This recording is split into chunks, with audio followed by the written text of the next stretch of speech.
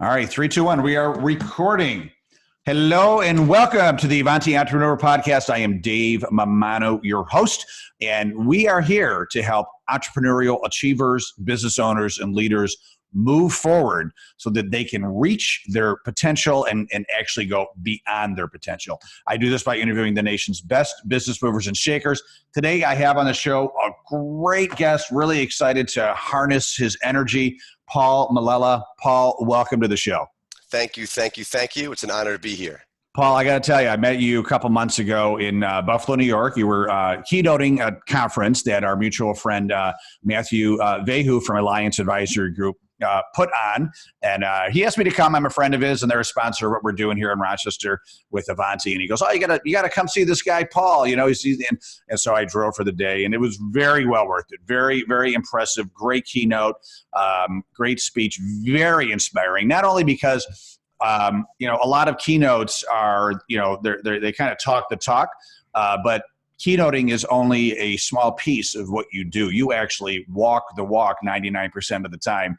And I want to read your bio so everybody can get a really good idea of all that you're doing. Yes, and then we're going to get into some good questions. So Grandmaster, how many people can start out with that? Grandmaster Paul Melella Jr. is a founding business and personal development coach at Empowered Mastery. He has spent the past 20 years traveling the world, studying the most influential leaders of peak performance, personal growth, and healthy living. Working primarily with professionals and entrepreneurs, Paul provides his clients with the necessary tools and mental fortitude to live a life of passion and purpose. Beyond his corner office door, Paul is a best-selling author, real estate investor, 7th degree black belt in Taekwondo, 9-time New York State champion, and an active athlete competing in men's physique bodybuilding competitions, half marathons, and the Xterra off-road triathlons. He also was the 2014 USA Cycling Cross Country Mountain Bike National Champion at the age of 40. Paul is the co-founder of the United Martial Arts Centers, which was ranked #1 martial arts program in the nation. He owns locations in Carmel, Fishkill, Newburgh, and LaGrange, New York. Each year, Paul donates more than $20,000 in scholarships so that children can benefit from his martial arts leadership and character development programs. He additionally donates his time to local schools as an inspirational speaker and anti-bullying advocate. Paul resides in Putnam County, New York, with his wife of nearly 20 years and their 2 children. Paul, it's just like an I'm not worthy bio. Congratulations, my friend. Thank you. Very impressive, very impressive. You've done a lot in your short, 45 years. And we were talking before the show. You're not even halfway done, right? No, you're going to at least 120, right? Yes, sir. Yeah, and you look fantastic. So, and I Thank saw you. you on stage, and you are in incredible shape. I know you're very cognizant, obviously, not only of your health when it comes to like pushing your limits when it comes to the physical limits, but nutrition wise as well. I know you talked a lot about that when you were on stage, doing a lot of planning when it comes to being very purposeful about what you eat throughout just your life, and really preparing for some competitions and all that stuff too, right? So Yes, sir. So Paul, let's back up. Tell me about young Paul. How did the first steps into this incredible journey begin? Funny story. I was always little and short, not really athletic growing up as a kid. I had a childhood bully. His name was Tommy. He basically beat me up pretty much every day. And my parents enrolled me in martial arts. About 6 to 8 months goes by. I developed a lot of self-confidence, self-esteem. I remember vividly getting off the school bus. My parents lived on a road called Cherry Lane, and we were walking down the street, and he attempted to pick on me. I remember being in front of this kid, Matt Musicar's house, that was 2 years older, and he was older, and you'd think that he'd stick up for me, but he never did. So my mom and dad weren't there. No one was there to protect me. I had a little more confidence. I kind of stepped back into like this martial arts stance. I remember Tommy laughing at me like, "What the hell are you going to do?" And I did a double roundhouse kick, fake logo high. He attempted to block. I popped him in his nose. Never picked on me ever again. We became childhood best friends. Ironically, I was his best man in his wedding. Wow. And even funnier story, I was his best man in his second wedding. Wow. My brother recently just got married the first weekend in November, and he was in our wedding party. And he is now a school teacher, and we look back and we laugh, and I thank him every day for really beating me up. Because if he didn't, I would have never taken martial arts, and I would have never been where I am today. So to go back in that time, I was so driven on helping children. Fast forward a little bit, and I became a martial art teacher and instructor, and I managed a location for my previous boss and employer. And by the time I was 15, I was teaching. 18, I was managing a location for him. And by the time I was 21, I purchased that first business from him. And he gave me the opportunity to purchase it. And at the time, my parents weren't really affluent. Like, they didn't have a lot of money. I'm the oldest out of 5 kids. My dad's a blue-collar electrician. My mom had the hardest career out of anyone, staying home, raising 5 children. And the business at the time wasn't really that profitable. And he said, listen, I'm going to close it, or I'm going to offer to sell it to you. So what ended up happening is my dad ended up doing like $20,000, $30,000 of work in his home that he was building. And we bartered, and I took over that business. Wow. And so here I am at 21. I never finished college. I kind of put it on postponement, still on postponement. Mm-hmm. I was just an entrepreneur. I just had true passion. I loved martial arts. I loved what it did for me. And really what ended up happening is people said, listen, you're really not going to make a living teaching martial arts. So I didn't really care what other people said. And I just had this burning desire to do it. So I had a friend of mine, a mentor, gave me a book, Think and Grow Rich by Napoleon Hill. Loved it. I'm sure you read it. So still to this day, I read it or listen to it once a year. And my whole life really evolved and changed my way of thinking. And I got addicted to personal growth. I attended every seminar I could get my hands onto, every audio book I listened. I literally traveled around the world and spent hundreds of thousands of dollars in personal development. And it changed my life, my personal life. It changed my professional life. The business blew up. It started growing because of the value of lessons I was teaching. I wasn't just teaching martial arts. I was teaching leadership, character development, way of thinking, mindset, lifestyle. And adults were coming in, parents were coming in, families were joining. And I literally doubled the enrollment of that business. And what ended up happening was I had people say, hey, at the time I was in the martial arts, they call me Master Melella. And now recently I just got back from Korea. I did test for 7th degree black belt this past April. So that's hence the new title. I'm very humbled by that, but that's just the way of, the martial art industry. Right. And they said, listen, you changed my life. I lost all this weight. I got promoted in my firm. I doubled my income. And I was like, wow, look at all the impact I'm having. How can I help more people? And you fast forward, my partner now and co-author of a book, Grandmaster Chris Burlow, we did partner up with 2 other really great entrepreneurs. One, Nick Palumbo, is the other co-author, who is a very successful financial planner. And our other co-author was Rick Wallman. They were about 15 years my senior at the time still. And Rick was a retired millionaire. Like, he was 39, retired, financially independent. So we had these 4 diversified views on success. And we came together and we wrote this book, You Have Infinite Power, and we formed a company, Empowered Mastery. And really what it was is taking values of martial arts mindset, way of living, and our entrepreneur background and experience, and that little bit of the mental toughness and just that passion, and applied it to this company. And I have the opportunity of helping, inspiring, and keynote speaking to people that would have never walked into my martial art business. And it really stemmed from me getting bullied at 7 years old. And there's like this little story that obviously everyone has a story that kind of evolved over these past 20 some odd years. What a great story. The guy that was kicking your ass is responsible for who you are today and your best friends. I mean, I love it. I turning adversity into triumph, on steroids is your story. So that's fantastic. So, Paul, well, congratulations on all your success. Reading your bio and talking to you now, and obviously seeing you as a speaker. I mean, really impressive when it comes to the amount of discipline that you enact in your life, right? And that's the secret, right? The discipline every day to do the things that you're supposed to be doing. And I have a Google Doc that I open up every morning, and I have like 15 things on that list of that I want to do every day because it leads to what is success for me in mental health, physical health, relationships, spirituality, family, business, career, etc. Right?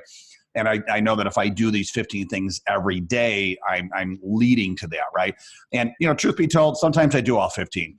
Quite often I'm doing 6, 8, maybe 10, right? But at least I'm looking at it. At least, but if your list is 15, your list is maybe 50. It seems like you're doing your list every day, and so Avanti entrepreneurs, we're entrepreneurs. We're the mad scientists that start a business. We have ADD. We have a bright, shiny object syndrome every like 10 minutes. And let's climb another mountain. Oh, how about this mountain? How about that mountain? We're all over the freaking place, right? And we need that discipline that you enact in your life. So how do you keep it together? How do you really make sure that you're doing the things every day that you need to do to be a grandmaster, to be a great father, to be a great husband, to be a great, keynote speaker and businessman, and et cetera? How do you, I know it's very instigative and conscious, but what are some tips you can give us? It's a great question. First is, let's look at the word discipline.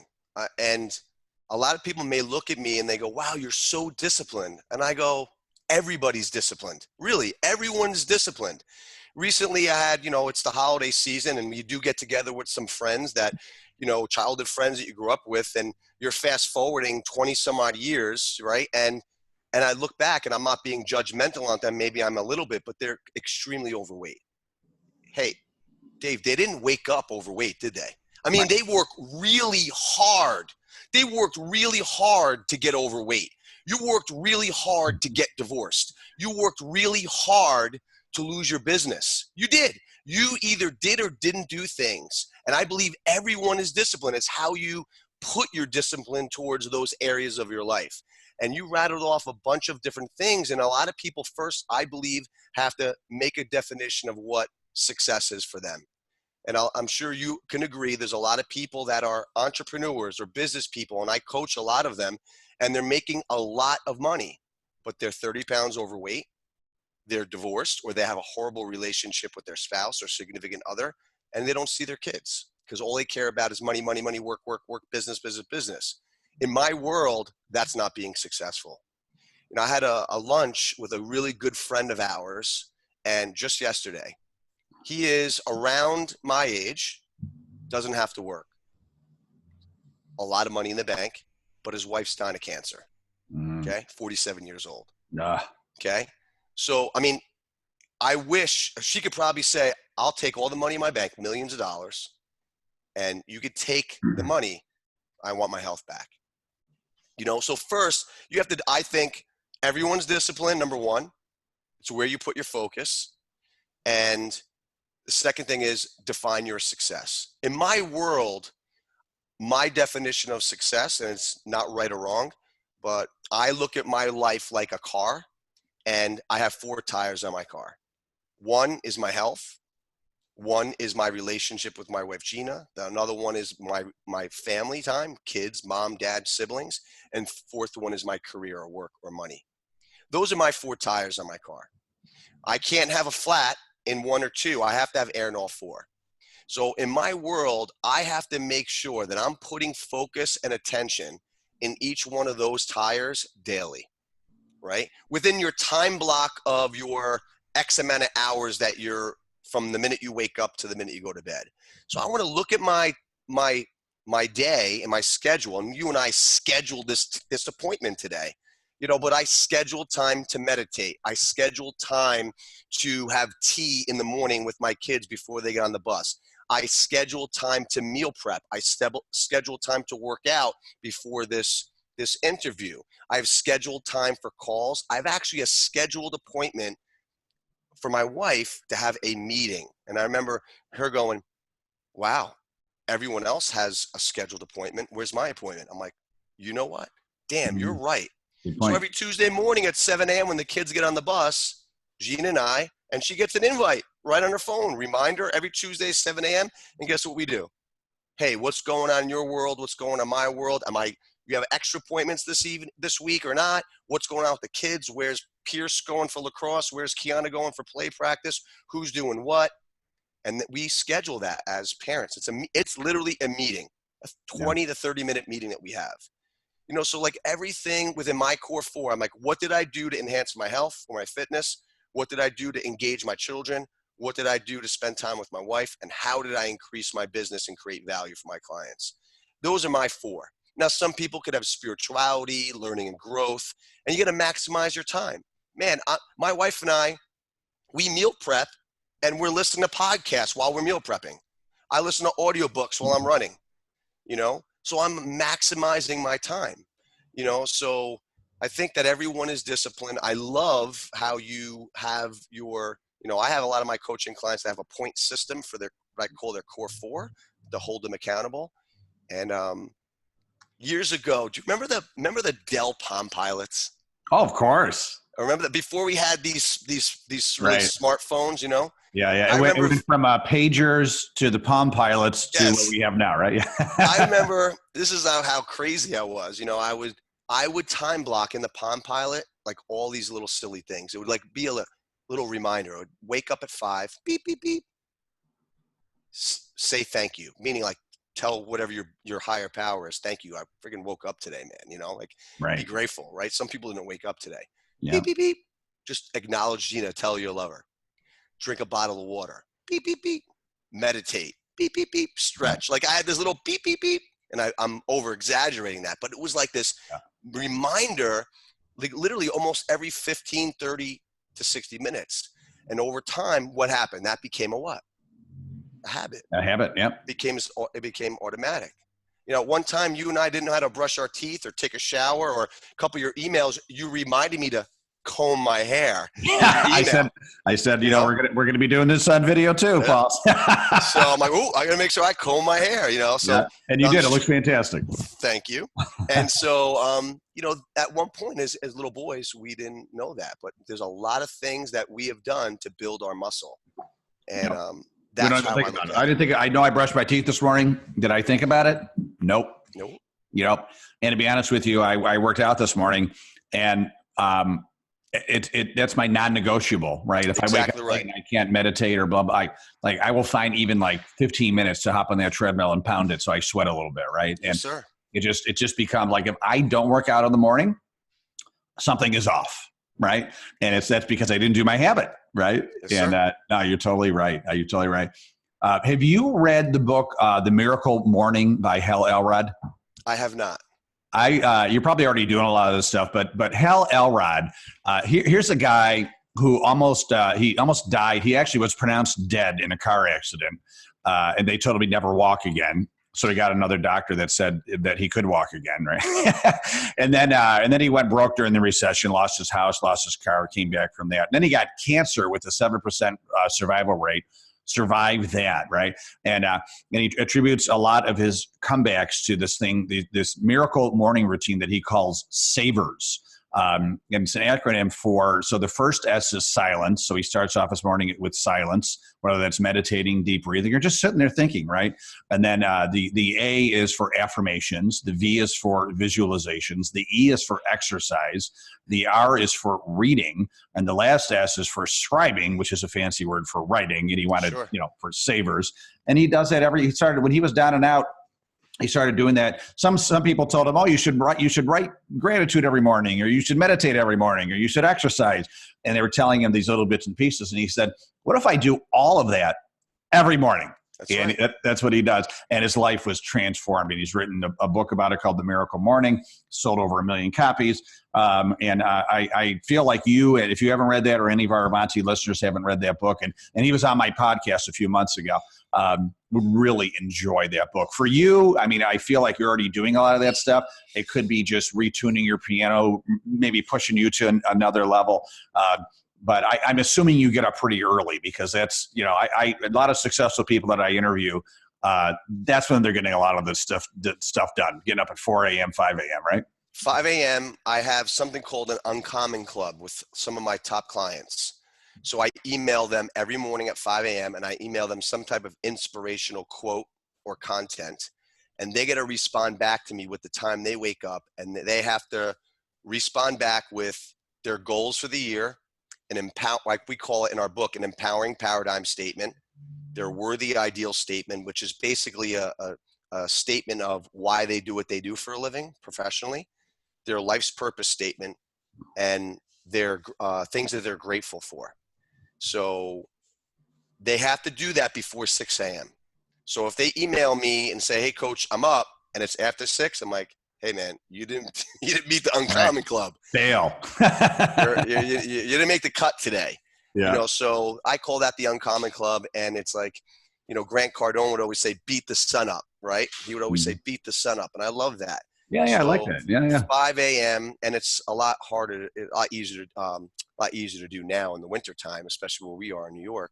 Yeah. But in any event, that's my objective. And you describe pretty much my morning ritual. In our book, the last chapter is called The New You, and we outline, we call 10 steps to condition for success. So it's like, basically wake up and say thank you that you're alive. Tell someone you love them, drink a bottle of water, meditate. We call them mind muscle exercises or like affirmations, right? Mm-hmm. And, so and there's a list that we put in our process that our clients will design. And that's, in my world, that's like your mind is the most powerful thing that you have. It's like the muscle. So if you and I don't exercise, and, you did say that I just competed I do bodybuilding or men's physique competition. And my last show was the end of October. Now, if I stop training or stop eating within weeks, right, Dave? And within weeks, you could see a difference in your body, right? Just by not training the right way, not eating the right way. It's the holiday season. And let me have a cocktail here. Let me have a dessert here. And it shows. Your mind's the same way. If you and I work so hard in developing the way we think, our mindset, we have to spend even more time protecting it. So I think that, like writing in a journal and gratitude, meditating and visualizing, what you want to accomplish for the day, for the year, or just deep breathing is very powerful. And saying or reading all these, what we call mind muscle exercises or affirmations, are key, because you got to protect your mindset. Because for us to say you're going to be so positive and focused all the time, that's a lie, because the universal law is like there's ups, there's downs, there's negative and positive. In the martial arts, we say it's and yang, right? Or yin and yang. And so I think it's important that you have to condition your mindset for success.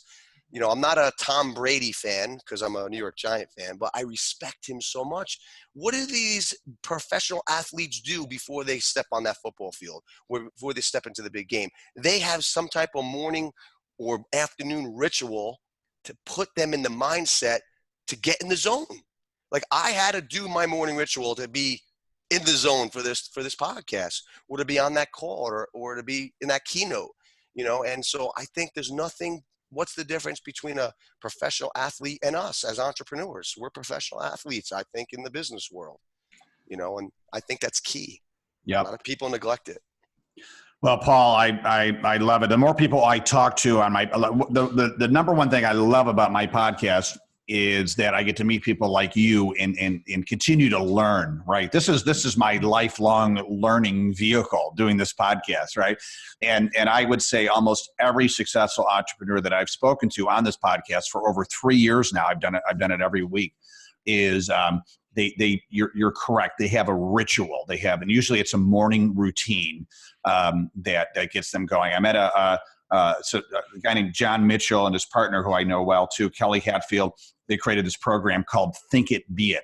And it's based on the principles of Think and Grow Rich, which you talked about. Yeah. And you basically create this program for yourself that you read every day, right? It's the affirmation and the visualization of where you want to be in every category that's important to you. So you mentioned your 4 wheels.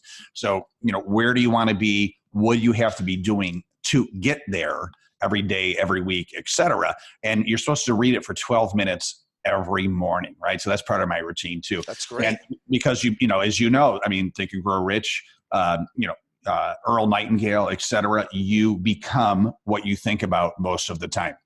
I want to buy a certain car. All of a sudden I see that on the street all the time, right?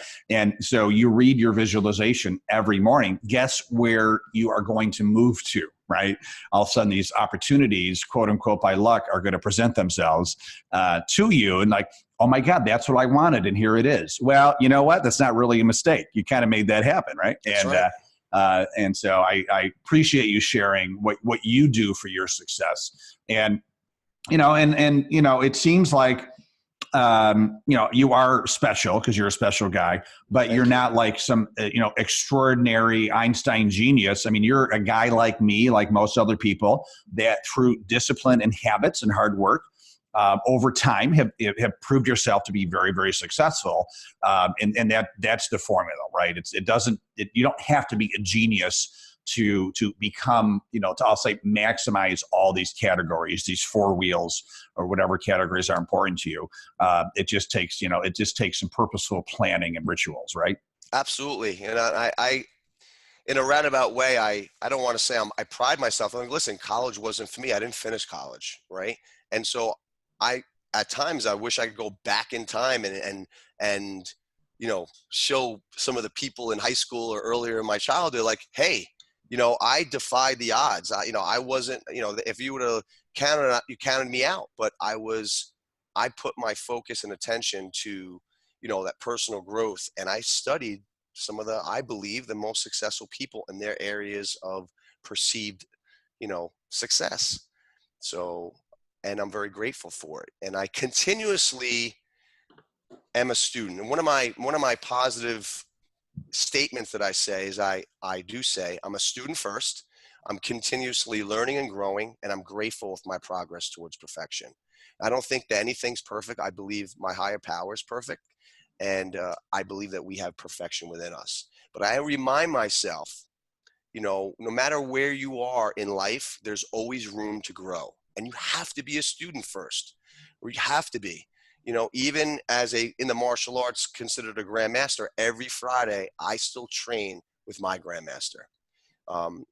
And I put myself in the mindset of a student, because I know if I'm not learning and I'm growing, I know it's a disaster and recipe for failure, because you're going to plateau and you decline. And I am definitely fear-based for that, because my first mentor and original teacher, who's no longer with us, he had a lot of perceived success early on in his life.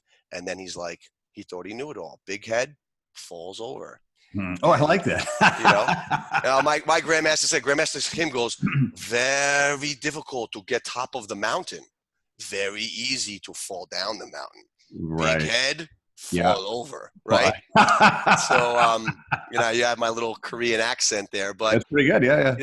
I put that on my head. I'm like, wow, my original teacher, besides my dad being my first mentor, this guy was my first mentor, my male role model besides my dad, and he unfortunately passed away in his early 50s, and, didn't do proper planning because he didn't take advice from financial advisors, and lost pretty much everything. Had to leave his wife. With one business, she had to close down, and nothing, no legacy, no business, no assets. And, he died because he was out of shape, and he was a national champion in Taekwondo. You'd be elite, and just fall over. This was your dad? No. My first original martial art teacher. Oh, okay. All right. Yeah. You mentioned your dad. My dad was my first mentor, right?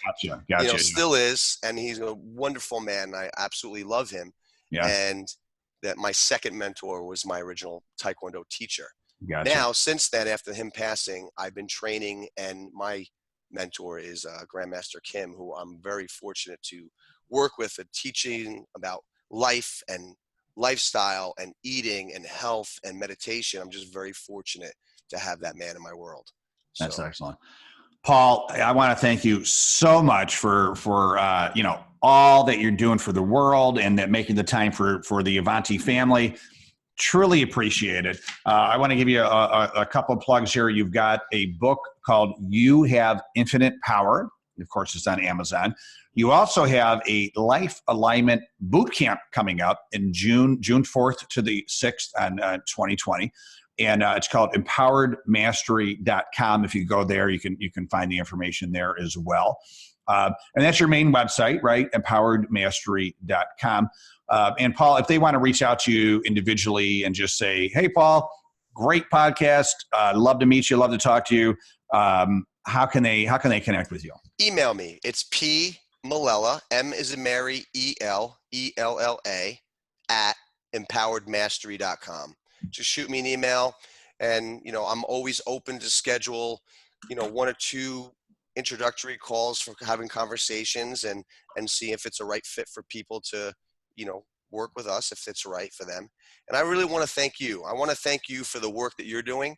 It's actually refreshing to see and hear people that are an ongoing journey to just not only self-improvement, but to make entrepreneurs like us just be in a very positive mindset. And I watched your TED talk, and I know I can kind of see, hear, and feel like your values and what you stand for. And it's really nice and refreshing to see people out there making a positive impact and really caring about influencing, inspiring other people. So I really appreciate you doing the work that you do. Well, I appreciate that, Paul. Yeah, entrepreneurship can be very lonely and isolating at times. And, you guys like you and me are trying to, add to that spirit of inspiration, and don't go at it alone, and camaraderie, because it is a roller coaster. Yes, sir. It's a roller coaster. My book that just came out is called Crash and Learn, right? So it's just a matter of if you're going to fall down, when are you going to fall down, and how do you get back up again? Yes, sir. Right? And learn from it, right? Learn from it. So Paul, thank you so much once again. Truly appreciate it. Glad you were born, and wishing you massive continued success. Thank you, sir. Thank you. And thank you, Avanti family. Always appreciate you and your time. Go to AvantiEntrepreneur.com to hear this podcast again and many, many more, and learn more about what we can do to help you. AvantiEntrepreneur.com. Make it a great day and stay awesome.